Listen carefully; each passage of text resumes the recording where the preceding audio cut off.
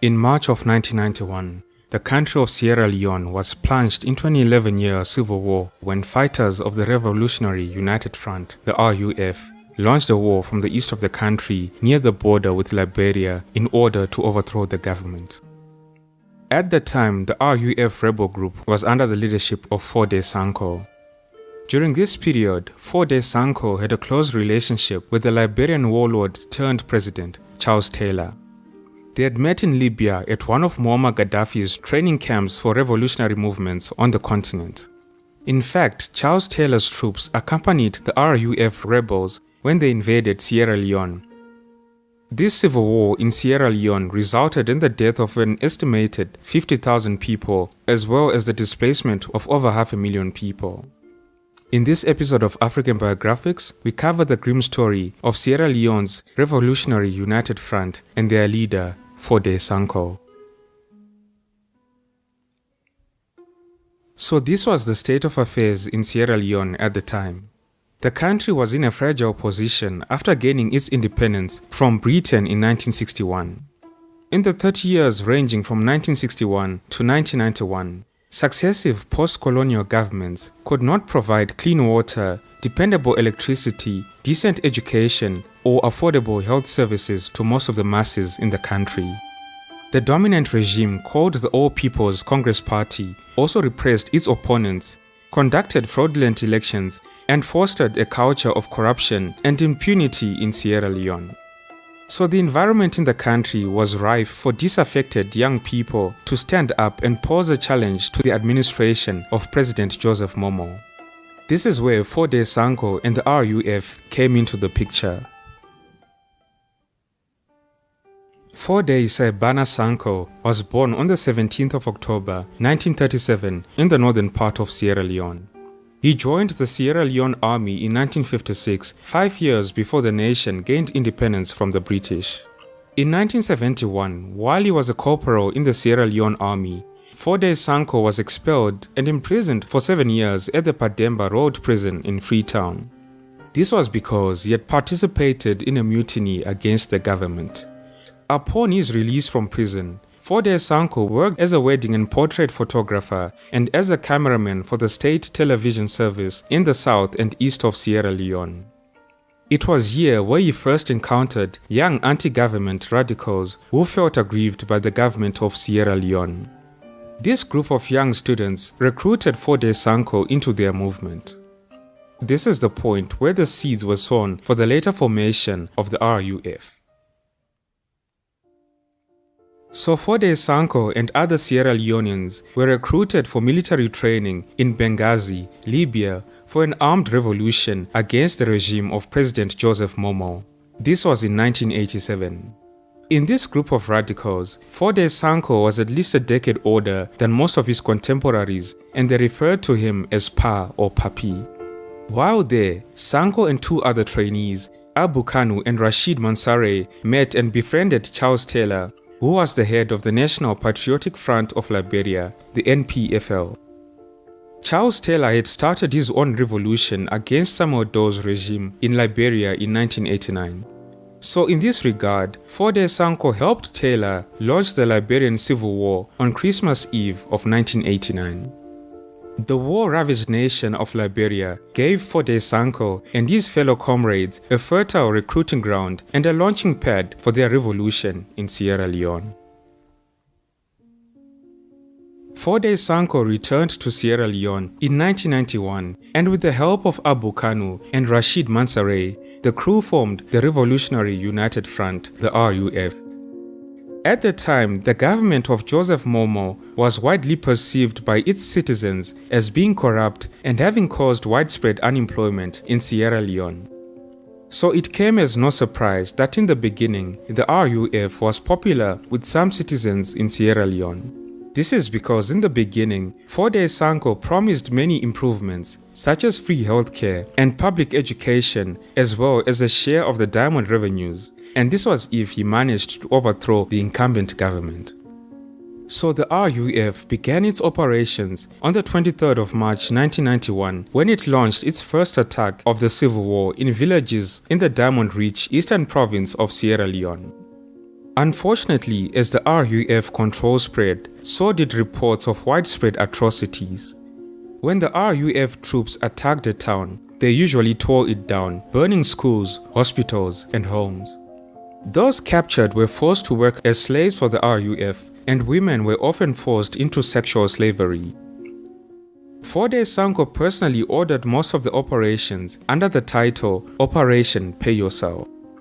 Under this operation, he encouraged his troops to loot anything they could find.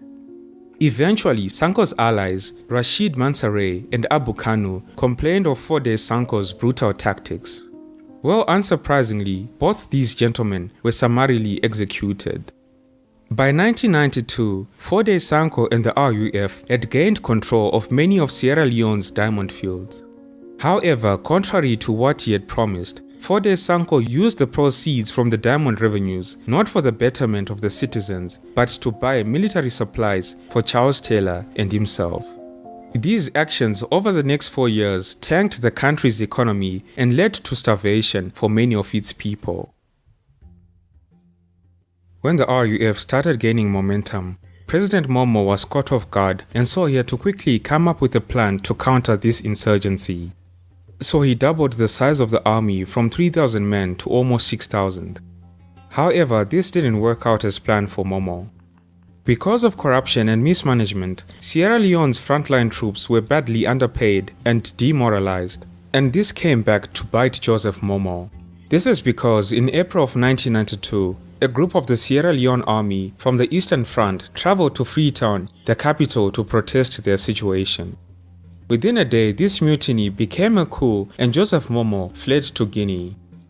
A military junta, the National Provisional Ruling Council, was formed, with the young Captain Valentine Stresser as chairman. Stresser became the youngest head of state in the world at just 25 years old. In the first half of 1994, the RUF intensified its violent campaign, and in response, the government of Stresser launched a total war on the RUF as the conflict spread to the northern part of the country.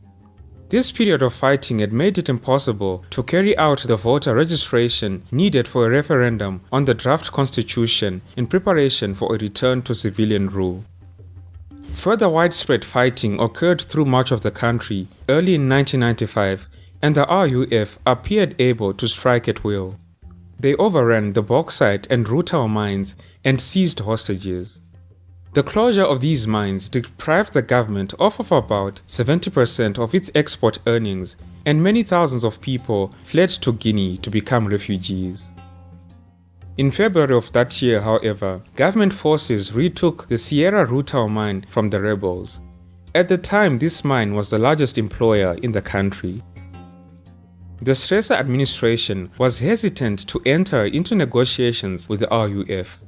They claimed that the RUF was acting as a pawn for Charles Taylor's movement in Liberia. Their argument was that there was great uncertainty as to why the violent outbreak against the government had occurred at all and just what the RUF represented. A common theory was that the RUF had been created or sponsored by Charles Taylor in order to undermine the Sierra Leone government. This was because the government of Sierra Leone had supported an ECOWAS intervention in Liberia. But anyways, by mid-1995, Captain Valentine Stresser started seeking a peace settlement with the RUF. But the RUF continued its violent raids, and in mid-December 1995, it attacked a village that was only 65 kilometers from Freetown. By this time, the government had expanded the army to 13,000, and the war was taking up to 75% of budget revenues. Yet, despite this huge effort, the government was unable to contain the RUF, let alone defeat it.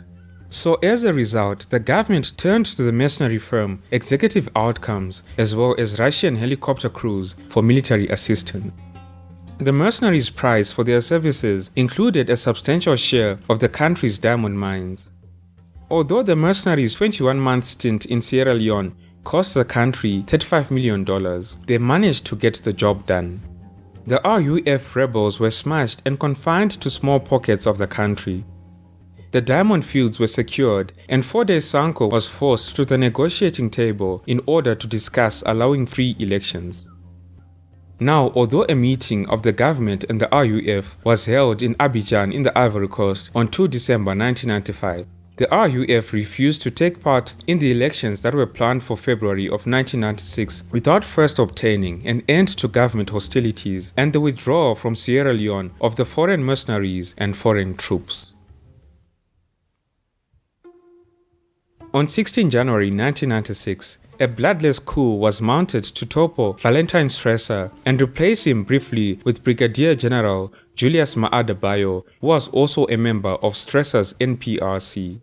This is because they were not satisfied with Valentine Stresser's handling of the peace process, and they also feared that he would not transfer power to a civilian government, as originally promised.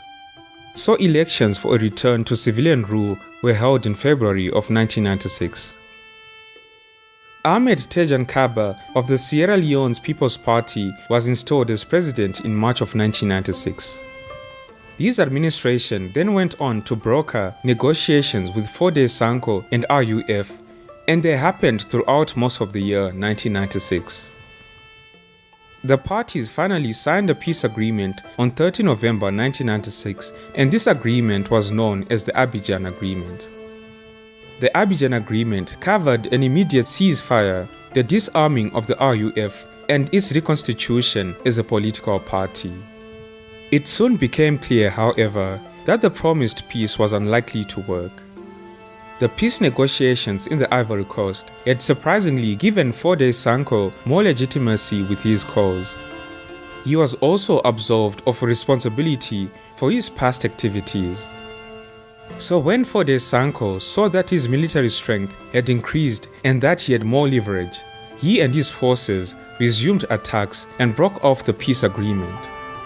The rebels were unwilling to disarm, and Foday Sankoh declared that there was no trust and confidence between him and the government. Also, what gave Foday Sankoh more confidence was that Western powers had advised the Kaba administration to cut off its ties with the mercenaries because their role in the civil war was distasteful. So the government of Kaba complied with this in early 1997. So this turn of events gave the RUF rebels impetus to further wreak havoc in the country. So the Kaba administration came up with a plan in order to sabotage the RUF. They colluded with Nigeria's military government to arrest Foday Sankoh on arms possession charges. So Foday Sankoh was arrested on these charges at the Murtala Mohammed Airport in Lagos, Nigeria on the 12th of March 1997. The government also then supported the attempt by some senior members of the RUF War Council who had been more supportive of the Abidjan Agreement to replace the arrested Foday Sankoh as the leader. But this attempt failed after Sam Bokari, also referred to as General Mosquito, whom Foday Sankoh had anointed as the interim leader, arrested these members of the RUF War Council. This effectively ended any opportunity for the legitimization of the RUF under the Abidjan Peace Accord. On Foday Sankoh's advice, Sam Bokari established strong ties with Charles Taylor, who at that time was now the president of Liberia. Charles Taylor provided Bokari and the new interim RUF leadership with facilities and communications equipment in Monrovia, the capital of Liberia, and Charles Taylor claimed that this was in order to facilitate the organization's peace efforts.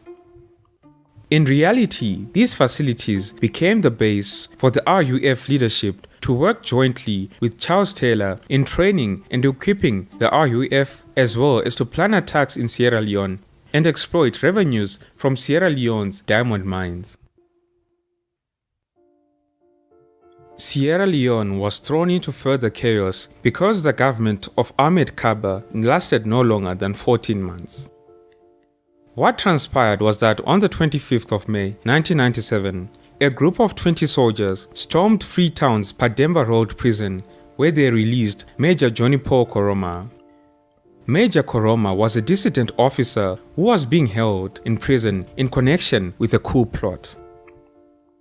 So this group seized the radio station and announced the formation of the Armed Forces Revolutionary Council, the AFRC. they said that the AFRC was now in charge of Sierra Leone. Thousands of soldiers wearing red shirts and bandanas roamed Freetown, looting and shooting people at will. Marauding gangs ransacked supermarkets, offices, banks, shops, and private houses. Given this turn of events, President Ahmed Kaba fled to nearby Guinea. Foreigners were evacuated, and thousands of civilians headed for exile. Freetown became a rundown city. To add insult to injury, Koroma's group had no clear strategy other than to seize power. They declared that the civil war was over. The AFRC also naively invited the RUF to join it and form a people's army. Foday Sankoh, who was in Nigeria awaiting charges of illegal possession of arms, endorsed this move, and the acting RUF commander, Sam Bokari, moved his forces into Freetown. When the RUF forces arrived in Freetown, looting, rape and murder quickly followed. So in February of 1998, ECOMOG soldiers forced the AFRC and the RUF out of Freetown in a fierce battle that took the lives of many civilians. The ECOMOG soldiers managed to restore President Kaba to office. A total of 47 individuals were convicted of treason and other charges associated with the AFRC and the RUF administration, and they were sentenced to death. Foday Sankoh, who had been arrested in Nigeria and returned to Sierra Leone, was also tried, found guilty, and sentenced to death. But although ECOMOG secured some of the larger towns in the north and eastern part of the country, it could not decisively defeat the AFRC or the RUF. By January of 1999, Sierra Leone was in dire straits, and world leaders intervened to promote negotiations between the RUF and the government. Foday Sankoh was freed to participate in these peace talks. These negotiations started in Lomé, the capital of Togo. The Lomé Peace Agreement was signed on July 7, 1999, and this agreement proposed a power-sharing plan that included Sankoh and other rebels in the government and required the RUF and the AFRC forces to surrender their weapons. The Lomé Agreement also gave Foday Sankoh the vice presidency of Sierra Leone as well as control of the country's diamond mines in return for a cessation of the fighting and the deployment of a United Nations peacekeeping force to monitor the disarmament process. Unfortunately, the international community failed to read the glaring signs that the RUF had no intention of laying down the weapons that were the source of their political and economic power. With the RUF's unchallenged control of the diamond fields, these precious stones flowed out through Charles Taylor, and weapons flowed into Sierra Leone through Liberia. At the same time, there was continuing violent clashes in the northern part of the country. 6,000 United Nations peacekeepers arrived in Sierra Leone to help with the peacekeeping efforts. However, by the beginning of the year 2000, it was obvious that the civil war had not come to an end. If anything, it looked set to become even worse. In February, the deterioration in relations between the different sides in the Sierra Leone civil war persuaded the United Nations to increase the number of peacekeepers to 11,000. And this made it the largest peacekeeping force in the world at that time.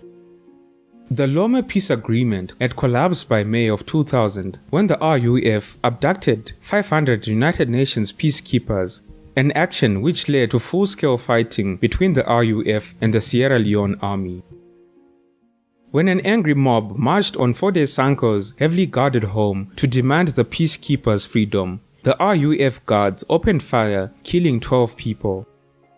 Foday Sankoh fled but was captured a week later when he crept back to his home to try and recover a large packet of diamonds he had left behind. With the arrest of Foday Sankoh, the RUF disintegrated. On 18 January 2002, the devastating 11-year civil conflict in Sierra Leone officially ended when all the parties to the conflict issued a declaration of the end of the war. The RUF insurgents, who had fought successive governments since 1991, completed disarmament and demobilization. Foday Sankoh was handed over to the British.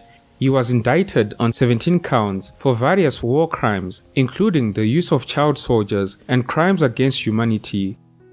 On July 29, 2003, Foday Sankoh died of complications from a stroke while awaiting trial. He was 65 years old.